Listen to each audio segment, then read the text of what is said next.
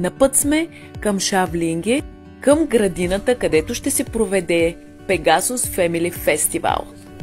Това е Стафан, нашия домакин, а тук Жоро и Емо се забавляват, вързвайки въже за нашата бъдеща изложба.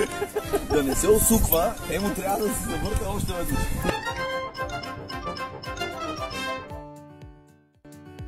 Инит е също домакин на фестивала, която прави в момента куклите на Жоро за неговото представление. Нека ви покажем нещо екзотично. Отивам да видя тяхната туалетна.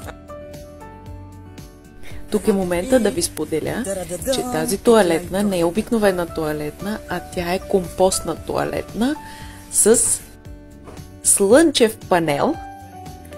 Мен лично ме впечатлява с изчистения си дизайн и материалите камък и дърво.